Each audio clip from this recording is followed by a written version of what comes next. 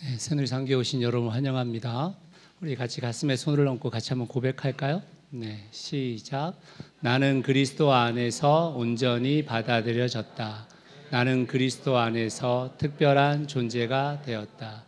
나는 그리스도 안에서 가족 공동체에 속했다. 아멘.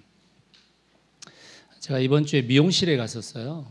그래서 머리를 잘라달라고 갔는데 미용사분이 저한테 왜 이렇게 오랫동안 안 왔냐고 그러더라고요. 그래서 제가 머리를 기를까 말까 고민하다가 왔다 그러니까 그분이 저한테 뭐라냐, 머리를 길러보시면 좋겠다고 얘기하시면서 머리를 안 깎아주시더라고요. 그냥 가시라고, 한 달 반 정도 후에 오시면 될 것 같다고 얘기해서 머리를 안 잘라주시더라고요. 예약하고 갔는데 네, 그래서 좀 보시기에 귀찮으실 수 있지만 제가 그런 과정 가운데 있다, 이런 마음을 여러분들한테 들려드립니다. 오늘 풍성한 삶의 기초 22번째 시간인데요. 공동체적 삶의 원리 중에 서로 순종에 대한 이야기들을 좀 같이 나눠보려고 합니다. 여러분 풍산기를 공부하신 분들이 많으신데 풍산기에서 공동체에 대해서 4단원이 있다면 그 4단원 중에 2단원은 삶의 공동체적 삶의 원리에 대한 얘기예요. 그게 지난주에 저희가 배웠던 섬김의 도, 그리고 오늘 배우는 서로 순종입니다. 그리고 나머지 2주는 이 원리를 가지고 어떻게 적극적으로 살아갈 것인지에 대한 이야기입니다. 그래서 뭐 용서 얘기, 이런 얘기들이 나오는 겁니다. 그런 과정에 있음을 좀 염두에 두시고 말씀을 들으셨으면 좋겠습니다. 순종이라는 단어, 이 단어가 우리가 언뜻 하나님과 인간 사이에 순종이라는 단어를 쓴다면은 우리가 뭐 쉽게 받아들일 수 있죠. 네, 얼마든지 가능합니다. 그런데 인간과 인간 사이에 순종, 복종 이런 단어를 쓰면 우리는 약간 멈칫하게 되죠. 왜? 이런 말이 들죠. 왜? 근데 성경은 이상하게도 사람 사이에서 순종과 복종에 대한 얘기들을 굉장히 자주 한다는 겁니다. 이 사람과 사람 사이의 이 순종과 복종의 이야기를 한번 살펴볼까요? 에베소서 5장 22절 말씀 같이 한번 읽어봅시다. 시작. 자기 남편에게 복종하기를 주께 하듯 하라. 자매님들 벌써 불편해지시죠 좀? 네. 그 다음 구절도 한번 볼까요? 네. 6장 1절 시작. 자녀들아 주 안에서 너희 부모에게 순종하라. 이것이 오늘이라. 너희도 좀 불편하지, 그지? 네. 그지? 네. 세 번째 또 볼까요? 시작. 종들아 두려워하고 떨며 성실한 마음으로 육체의 상전에게 순종하기를 그리스도께 하듯 하라. 이건 마치 성경에서 지금 노예제도를 인정하자는 말입니까? 이렇게 사람과 사람 사이에서 순종이나 복종이라는 단어를 어김없이 사용하고 있는 게 성경이에요. 세상과 다르지 않습니다. 이 본문이 쓰여질 당시를 생각해도 이 이야기들은 사실은 당연한 얘기예요. 너무나도 당연한 얘기죠. 그러면 성경이 다른 것은 무엇일까를 생각해 보셔야 돼요. 성경은 상대적 약자가 강자에게 순종하고 복종해야 되는 것을 분명히 얘기해요. 그렇지만 그것만 이야기하고 있는 게 아닙니다.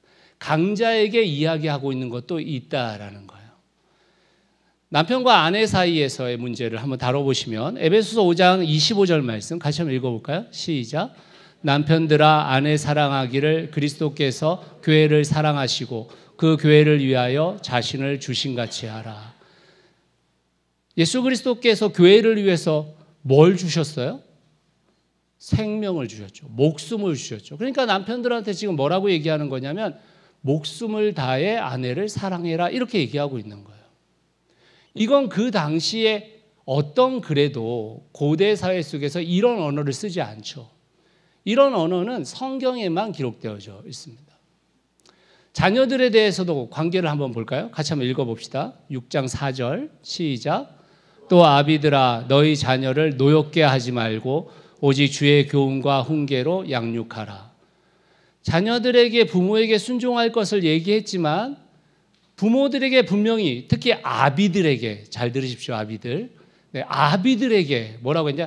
자녀를 노엽게 하지 말래요. 아빠들이 좀 노엽게 하지. 그렇지? 하지 말래요.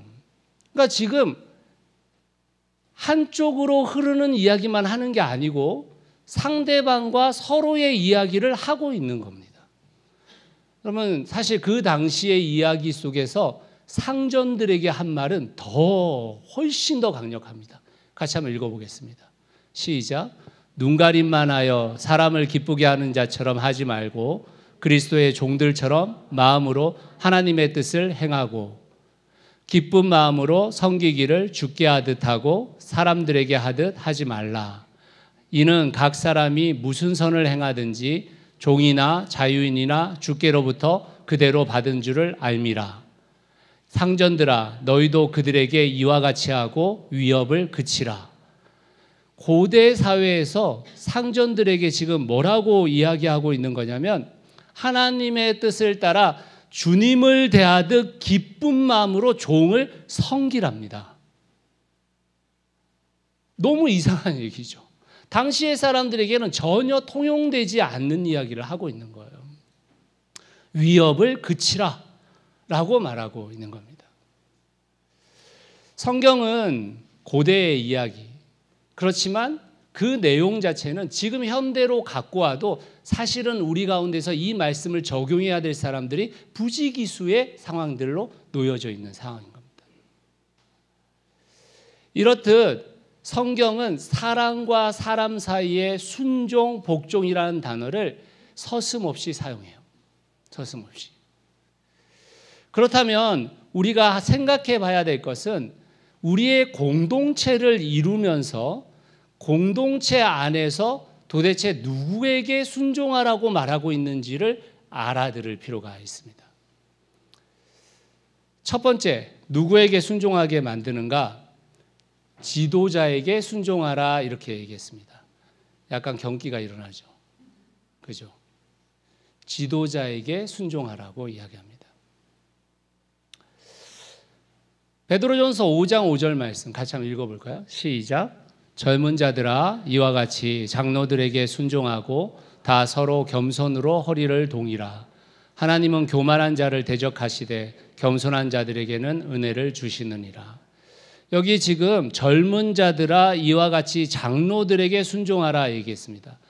여러분 성경은 장로, 목사, 감독 똑같은 겁니다. 다르진 게 아니에요. 지금은 그걸 막 직분으로 다 나눠놨는데 그렇지 않고요. 장로라는 말, 목사라는 말, 감독이라는 말은 원래 원어의 뜻을 다 살피면 무슨 뜻이냐면 나이 든 자 중에 믿음의 본을 보이는 자 이런 말이에요. 나이 든 자 중에 믿음의 본을 보이는 자. 그렇지만 그 용어를 사용할 때 역할적으로 그 용어를 사용했을 뿐이에요. 다시 말하자면 젊은 자들아 교회의 지도자들에게 순종하라라고 말하고 있다라는 겁니다. 하나님은 공동체의 지도자를 세우세요. 그 공동체의 구성원들은 그들에게 순종하라고 가르칩니다. 지도자들은 성도들을 위해서 희생하며 그들을 섬기는 사람이라고 지난주에 우리가 배웠죠. 그죠? 피라미드형이 아니라 역피라미드형이라고 우리 배웠죠. 그래서 지도자는 교회에서 가장 낮은 자리에서 가장 많이 섬기는 자가 지도자인 겁니다. 자, 지도자들에게 이야기했어요. 그렇죠? 아까하고 똑같은 원리죠. 그럼 누구한테 얘기해야 돼요? 지도자가 아닌 사람들한테 얘기해야 되죠. 지도자들에게는 너희들 섬기는 자가 지도자야. 가장 낮은 자가 지도자야. 그거 행해야 돼. 이렇게 말한 것이고 지도자가 아닌 사람들에게는 지도자에게 순종하라고 얘기한 겁니다. 예를 들어 목사의 권위가 있습니다. 안수를 받아서 목사가 된다고 해서 모든 영역에서 권위가 있는 게 아니에요. 목사는 하나님의 뜻을 가르치고 그 뜻대로 행하라고 부름받은 사람입니다. 자, 그러면 이 원리를 따라서 똑같이 적용하면 무슨 말이냐면 목사라고 서 있어요. 그런데 그 목사가 가장 낮은 자리에서 섬기지 않아요. 그러면 목사입니까? 아닙니까? 목사의 권위가 없는 거예요. 목사의 권위가. 그런데 그렇게 섬겨요. 그러면 성도들은 어떻게 해야 되는 겁니까? 순종해야 하는 것입니다. 여러분, 지도자의 조건이라는 것은 그 위치에 내가 서 있어서 생기는 게 아니에요. 지도자에게 부여받은 책임을 다할 때 그 권위가 인정되는 겁니다. 그냥 권위가 인정되는 게 아닙니다. 우리가 이 로마서 13장에 보면 모든 권세는 하늘이 그 권세를 주셨다고 얘기하잖아요. 그래서 우리 기독교 내에서 대통령도 권세를 준 거야 막 이런 얘기 하잖아요. 여러분, 그 말씀은 100% 무슨 뜻이냐면 그 권세를 부여받은 사람이 책임을 다할 때 그 권세의 권위를 갖는 겁니다. 책임을 안 다하는데 그 권세의 권위는 없는 거예요. 만약 제가 여러분들에게 하나님의 말씀이 아닌 말씀을 가르치고 제가 그 말씀대로 살고자 노력하지 않는다면 여러분들은 저에게 질문하셔야 되는 거예요. 목사님, 그 가르침 성경의 말씀이 아닌데요. 목사님, 그 행동은 성경이 말하는 대로 목사님 하고 있지 않으신 것 같은데요? 라고 질문해야 되는 거예요. 그리고 바른 성도라면 그것을 끝까지 따르지 않는 지도자가 있다면 어떻게 해야 되는 겁니까? 반대해야 되는 거예요. 반대해야. 그게 성경의 원리인 겁니다. 오늘날 교회는요, 양극단의 모습을 보이고 있어요. 한쪽 극단은 여전히 유교주의적 전통을 가지고 목사에게 무조건 순종하라고 가르칩니다. 여러분들이 우리 교회에 있든 또는 다른 교회에 가시든 절대 순종이라는 말을 쓰는 지도자가 있다면 그 교회 다니면 안 돼요. 그 교회 다니면 안 됩니다. 절대 순종이라는 건 없어요. 우리가 하나님께 절대 순종하는 것이 어떻게 인간한테 절대 순종을 합니까? 그건 여러분 정말 잘못된 가르침이에요. 지금 젊은이들이 몰리고 있는 교회들에 가보면요, 그 교회들이 다 뭐 가르치냐면 절대 순종 가르쳐요. 다 미친놈들입니다. 그 목사들 정말 미친놈들이에요. 제가 정말 여러분들한테 말씀을 못 드리는데 정말 부끄러워서 정말 그 형태에 있는 목회자가 성추행과 너무 많아요. 너무 많아요. 과거에 저희가 도안에 있을 때 저희 교회 옆교회가 그런 교회였잖아요. 옆교회가. 여러분, 정말 위험한 이야기입니다. 절대 그렇지 않아요. 반대로 여러분 잘 들으십시오. 반대로 많은 교회들이요, 요즘 민주주의적 교회가 돼야 된다고 생각해요. 그래서 우리 다 형제 자매니까 목사나 성도나 지도자나 다 똑같지 이렇게 생각하시는데 성경은 그렇게 말하지 않아요. 성경은 그렇게 말하지 않습니다. 하나님은 교회 지도자에게 권위를 주셨어요. 하나님의 공동체는 모두가 동등한 권위를 가지고 있다고 가르치지 않아요. 영적 성숙도와 공동체에 대한 헌신에 따라 권위가 다르게 주어진다고 얘기합니다. 그래서 사실은 교회가 무언가를 결정할 때 다수결로 결정하는 것이 상당히 위태롭습니다. 특히 저희 교회는 침례교회잖아요. 침례교회는 성도총회에 다수결로 결정되잖아요. 여러분, 우리가 다수결로 결정될 때 여러분들에게 표가 주어졌었을 때 그 표에 대해서 정말 잘 생각해 보셔야 됩니다.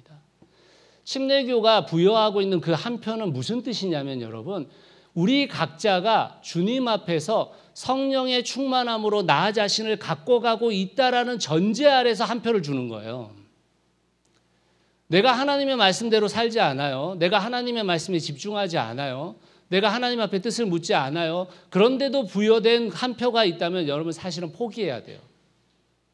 포기해야 됩니다. 그게 지도자든 성도든 마찬가지인 겁니다. 사실 이 기독교는 다수결 공동체가 아닙니다. 그러므로 우리는 교회 공동체의 지도자의 권위를 인정하고 그가 리더십을 발휘할 수 있도록 도와줘야 합니다. 베드로 성도는 모든 성도들이 겸손의 옷을 입고 그 지도자의 역할을 하고 있는 이들에게 순종하라고 말하고 있는 겁니다. 물론 제가 말씀드린 대로 그 지도자는 자기의 책임을 다해야 하는 것입니다. 그것이 동시에 이루어졌을 때 정말 하나님의 교회가 이루어지는 것입니다. 그렇다고 여러분 지도자에게 순종한다고 말해서 이런 게 아니에요. 모든 영역에서 지도자에게 순종하는 게 아닙니다. 여러분 저는 목사죠. 저는 성경에 대해서는 여러분보다 더 잘할 수는 있지만 여러분들이 하고 있는 전문 분야에 대해서 제가 알고 있는 거 없어요. 아마 여러분들보다 100분의 1도 모를걸요? 당연한 거 아니겠습니까? 제가 너무 무식하다고 여기지 마시고 당연한 거잖아요. 뿐만이 아니죠, 여러분. 어떤 교회는 목사님한테 이 땅을 사야 되냐 마느냐 묻는 분들이 있대요. 죄송한데 저 모릅니다. 네, 죄송해요. 제가 잘 알면 좋겠는데 모릅니다. 뭐 이 주식을 사야 되냐 말이냐 몰라요. 그런 건 물으시면 안 돼요. 그러니까 마치 이게 교회의 권위가 있다고 얘기하는 지도자들이 모든 영역에서 그 권위를 인정받아야 되는 거라고 생각하는 사람들이 있어요. 아닙니다, 여러분. 교회의 지도자에게 부여된 권위라는 것은 하나님의 말씀 안에서 그 말씀을 따라 살아가는 것에 대해서 제가 여러분들에게 권면도 할 수 있고 여러분들에게 죄에 대해서 어떻게 행동해야 된다라고 말할 수도 있고 하는 거지, 저에게 모든 영역에 권위가 있는 거 아니고 우리 교회의 지도자들에게 그 영역이 있는 거 아닙니다. 잘못하신 거예요. 그렇지 않습니다. 교회의 지도자는 점쟁이가 아니에요. 무당이 아닙니다. 그리스도인 공동체 안에서 이 지도자의 문제가 우리 안에서 정리가 잘 안 되면요, 교회는 큰 문제가 일어나요. 여러분 저는 이런 지도자들 많이 봤어요. 마치 자기가 없으면 우리 교회가 무너질 거라고 생각하는 사람들이 있어요. 내가 있어야지만 이 교회가 유지될 거라고 생각하는 사람들이 있습니다. 천치 바보입니다. 목사가 자기가 있어야지 이 교회가 유지될 거라고 생각해요. 바보 같은 소리입니다. 왜요? 교회가 누구 건데요? 교회는 주님의 것입니다. 주님의 교회라고요. 목사의 교회 아니고요. 그 지도자의 교회 아니에요. 주님의 교회라고요. 주님이 이끄시는 교회인데 그 한 사람에 의해서 좌지우지되는 교회라면 그 교회는 잘못된 길을 걷고 있는 거죠. 우리 스스로가 주님 앞에서 어떤 지도자가 될지를 생각하셔야 되고, 우리가 그 지도자들을 선출하고 우리가 그 지도자들을 세웠다면 그 지도자들에게 순종하는 풍토가 이루어져야 됩니다. 그게 교회예요. 교회. 사랑하는 성도 여러분, 우리 스스로를 한번 돌아볼 필요가 있어요. 나는 어떤 지도자인가? 나는 어떤 지도자가 되기를 원하는가? 또 우리 교회에서 지도자가 선출되어진 사람들에게 있어서 우리는 어떤 순종을 바라고 있고 어떤 책임을 부여하고 있는가를 생각해 보셔야 됩니다. 그래서 성경은 순종에 대해서 지도자에게 순종하라고 이야기하고 있습니다. 납득이 되시나요? 괜찮으신가요? 네. 자, 두 번째, 누구에게 순종하라고 얘기하냐면 에베소서 5장 21절 말씀을 같이 한번 읽어보겠습니다. 시작. 여러분은 그리스도를 두려워하는 마음으로 서로 순종하십시오. 서로 순종하라고 이야기합니다. 제가 서두에서 여러분들에게 말씀드렸는데 남편과 아내, 그리고 또 부모와 자녀, 그리고 종과 상전, 이것에 대해서 5장 22절부터 6장까지 이야기를 하는데 그 첫 번째 원리의 구절이 뭐냐? 5장 21절입니다. 다시 말하자면 남편이 아내를 죽기까지 목숨을 다해 사랑하는 거, 그리고 아내는 남편에게 순종하는 거, 그게 원리가 뭐냐? 서로 순종이란 뜻이에요. 서로 순종. 자녀에게도 똑같습니다. 자녀에게 순종을 요구하고 아비는 자녀에게 노엽지 않게 하는 거, 그게 서로 순종의 원리 가운데 놓여져 있는 예라는 겁니다. 종과 상전도 마찬가지인 거예요. 서로 순종하라고 이야기하고 있어요. 근데 여러분 우리가 약간 애매하잖아요. 그죠? 왜냐하면 순종이나 복종이라는 단어는 양쪽의 측면에 있는 게 아니잖아요. 한쪽의 측면에서 순종하고 복종하는 것이 일반적이잖아요. 이게 어떻게 서로 순종할 수 있는 거냐라는 방법론의 문제가 대두되어질 수밖에 없어요. 그때 성경은 우리에게 뭐라고 얘기하는 거냐면 한 권위에 집중하면 가능하다는 겁니다. 한 권위에. 그 권위가 누굽니까? 예수 그리스도. 그 권위가 무엇입니까? 말씀입니다. 우리가 말씀의 권위와 예수 그리스도의 그 삶의 권위를 두고 있다면 서로 순종이 가능하다라는 거예요. 서로 순종이. 예수 그리스도의 삶에 우리의 기준을 부여하는 것입니다. 예수 그리스도의 말씀에 우리의 기준을 부여하는 것이에요. 그러면 이렇게 되는 겁니다. 남편과 아내가 어떤 일들에 대해서 서로 다른 견해를 갖고 있습니다. 그랬었을 때 우리의 기준을 나에게 두지 않고 말씀에 두게 되면 어떤 이야기가 어떤 방향성이 더 성경적인지를 같이 살피면 되는 거예요. 같이 이야기 나누면 되는 것입니다. 그리고 함께 그것에 대해서 서로 이야기를 해봤었을 때 말씀의 기준은 너의 이야기가 더 옳구나 라면 그것에 순종하는 거예요. 때로는 남편이 옳을 수도 있고 때로는 아내가 옳을 수도 있겠죠. 때로는 부모가 옳을 수도 있고 때로는 자녀가 옳을 수도 있습니다. 때로는 상전이 옳을 수도 있지만 때로는 종이 옳을 수도 있는 거예요.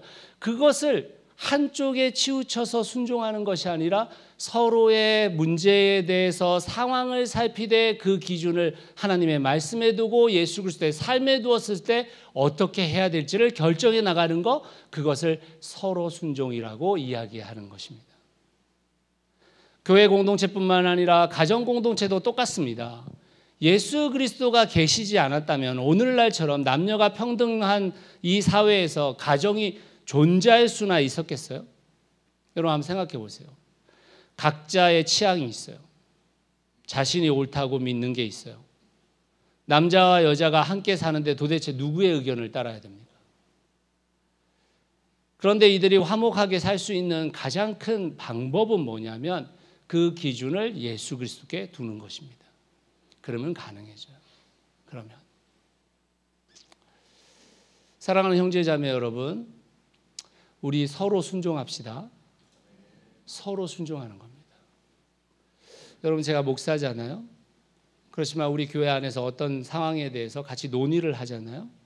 그 논의에 대해서 제가 이야기를 했어요. 그런데 다른 분께서 다른 얘기들을 했어요.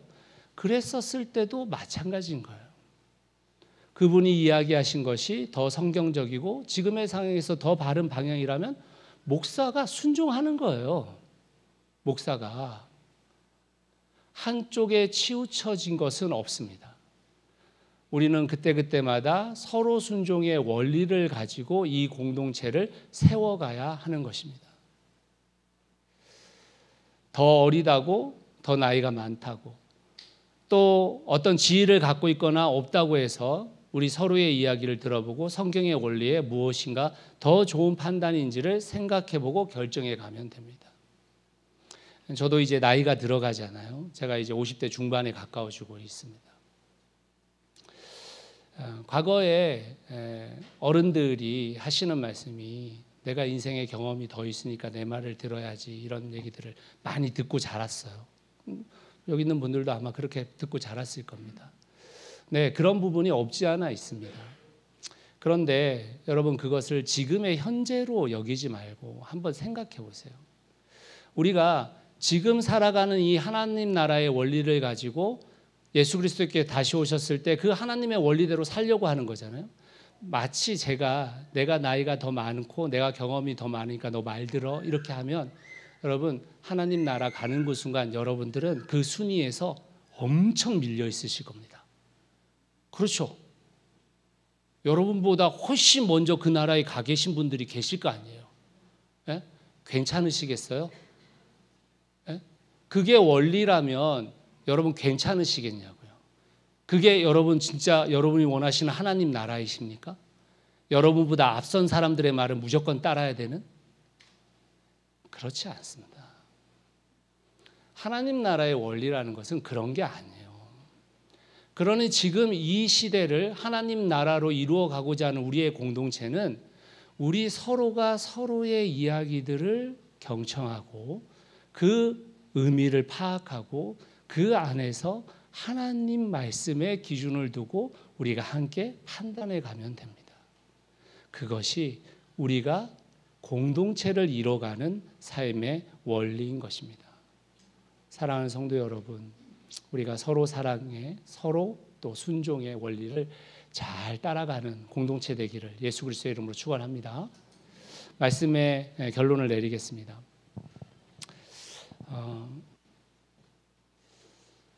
그리스도인 공동체는 세상의 공동체와는 다른 공동체죠. 그리스도인 공동체는 세상과 달라야 합니다. 그래서 그리스도인 공동체를 대안 공동체라고 이야기하는 겁니다. 그런데 오늘날 그리스도인 공동체의 슬픈 자화상은 뭡니까? 교회 공동체에서도 세상 방식을 그대로 적용하는 모습이 나타난다는 거예요. 교회에서 직분이 높은 사람, 힘 있는 사람, 많이 배운 사람, 돈 많은 사람, 이런 사람들이 교회를 흔들어요. 교회 공동체는 그래서는 안 돼요. 교회 공동체에는 지도자일수록 더 섬기는 사람이어야 합니다. 다른 사람을 위해서 더 많은 희생을 하는 사람들이 교회를 이끌어가는 거예요. 저는 지난주에 우리가 읽었던 마태복음 20장 26절 27절 말씀을 우리의 이 마지막으로 여러분들과 나누고 싶은데 다시 한번 읽어보겠습니다. 시작. 그러나 너희끼리는 그렇게 해서는 안 된다. 너희 가운데서 위대하게 되고자 하는 사람은 누구든지 너희를 섬기는 사람이 되어야 하고 너희 가운데 으뜸이 되고자 하는 사람은 너희의 종이 되어야 한다. 26절 말씀을 한번 다시 보여주시겠습니까? 네, 저는 저 첫 번째 구절 너희끼리는 그렇게 해서는 안 된다. 너희끼리는 세상의 방식대로 해서는 안 된다. 너희끼리는 세상이 지금 갖고 있는 가치대로 하면 안 된다, 이런 말이에요. 여러분, 저 말씀을 듣고 있는 제자들을 생각해 보시고 그 말씀을 하시는 예수님을 생각해 보세요. 지금 제자들 중에 누가 더 크냐고, 누가 더 높은 사람이냐를 싸우고 있는 그들에게 예수님께서 얼마나 안타까운 마음으로 저 말씀을 하셨겠어요. 너희끼리는 그렇게 하면 안 돼. 지금의 이 시대를 살아가는 교회 공동체에게 예수님께서 이 말씀 안 하시겠어요? 너희끼리는 그렇게 하면 안 돼. 세상의 방식대로 하면 안 돼. 근데 우리는 여전히 세상의 방식으로 교회 공동체를 이루어가려고 합니다. 세상의 방식으로는 교회 공동체가 아닌 거예요. 여러분, 우리가 세상의 방식대로 안 할 때 세상 사람들이 이렇게 얘기하지 않겠어요? 와, 저긴 좀 다르다. 이렇게 얘기하지 않겠습니까? 저 공동체는 이 시대의 대한 공동체가 될 수 있겠다. 공동체가 성립할 수조차 없는 이 시대에 공동체가 진짜 가능하네? 이렇게 말하지 않겠습니까? 여러분, 우리가 그런 공동체가 될 때 우리의 옆 사람에게, 우리의 가족들에게, 우리의 주위에 있는 사람들에게 와보라고 말할 수 있는 거 아니에요?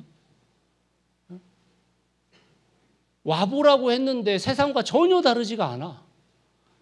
그러면 그분이 와가지고 뭐라고 하겠습니까? 세상이나 교회나 똑같네. 이러고 끝나는 거 아니에요? 여러분이나 저나 오랜 시간 교회 공동체 속에 살았습니다. 신앙에 대해 회의를 느낀 적 있으실 거예요. 교회 공동체에 실망했던 시간들 있으셨을 겁니다. 그리고 교회 지도자를 보면서 혀를 찬 기억도 있으실 거예요. 우리 대부분은 그런 기억을 갖고 있습니다. 우리는 지난 시간 동안 교회에 대한 좋지 않은 이야기들을 많이 들었어요. 지금도 뉴스를 보면 하루가 멀다 하고 기독교에 속해 있다라는 사람들의 이야기들이 계속해서 나오고 있습니다. 눈살을 찌푸리게 만들죠. 세상은 교회에 대해 관심이 사라진 지 오래입니다. 오랜 시간 교회를 다니고 신앙을 가졌다는 분들이 신앙의 흔적조차 찾아볼 수 없을 정도로 교회를 떠나고 있습니다. 그렇죠. 그러면 여러분, 이걸 바꿔낼 수 있는 가장 빠른 길은 뭘까요? 이걸 바꿔낼 수 있는 가장 빠른 길은 무엇이겠습니까? 내가 하나님의 말씀에 순종하는 겁니다. 우리가 하나님의 말씀에 순종하는 거예요. 하나님이 하지 말라고 하는 거는 안 하고 하나님이 하라고 한 것을 적극적으로 하는 그 순종이 결국 이 모든 것을 바꿔낼 겁니다. 시간이 걸릴 수는 있지만 그 가장 빠른 길은 순종밖에 없어요. 사랑하는 성도 여러분, 저는 목회자로서 우리 교회 성도님들에게 이렇게 말씀드리고 싶어요. 우리가 먼저 하나님의 말씀에 순종하자. 우리가 하나님의 말씀대로 살아보자. 하나님의 뜻대로 해보자. 안 된다고 하지 말고 하나님의 방식을 채택해보자. 저는 여러분들에게 그렇게 권면하고 싶습니다. 성경이 하라고 한 일을 우리가 오늘 시작하면 가장 빠른 변화가 찾아올 겁니다. 우리 모두 그렇게 할 수 있기를 예수 그리스도의 이름으로 축원합니다. 새누리산 공동체가 언젠가 세상에 뜨겁게 이렇게 외칠 수 있으면 좋겠어요. 와봐라. 와봐라. 와봐라. 우리가 보여줄게. 우리가 세상과 다른 하나님이 통치하시는 나라가 어떤 나라인지 우리가 보여줄게. 그 외침이 여러분들의 고백이 되시기를 예수 그리스도의 이름으로 축원합니다. 같이 기도하겠습니다.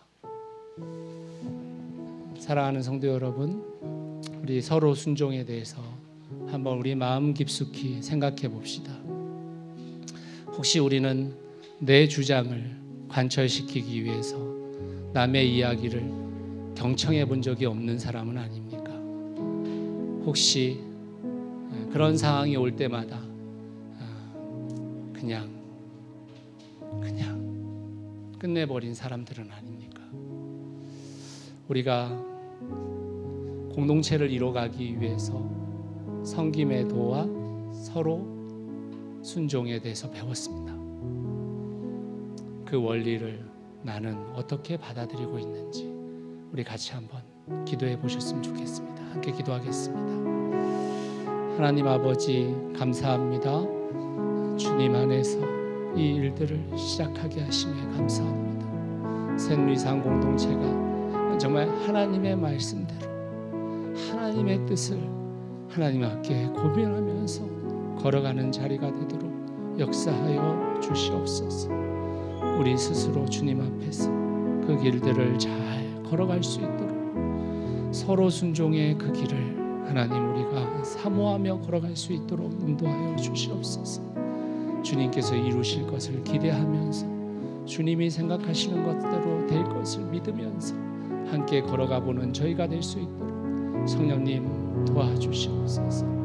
사랑하는 주님 도와주시옵소서. 주님, 우리가 하나님이 기뻐하시는 공동체가 되기를 원합니다. 예수 그리스도께서 핏값으로 사신 그 교회의 가치를 훼손하지 않기를 간절히 소원합니다. 그래서 우리가 주님의 말씀대로 따라해 보기를 소원합니다. 주님, 우리에게 그 주님의 말씀대로 사는 것이 어려워 보일 때도 있고 또 내 생각과 안 맞을 때도 있겠지만 그럼에도 불구하고 주님을 신뢰하며 걸어갈 수 있도록 우리 서로에게 힘이 되고 격려가 되어서 함께 걸어갈 수 있도록 인도하여 주시옵소서. 예수 그리스도의 이름으로 기도드렸습니다. 아멘.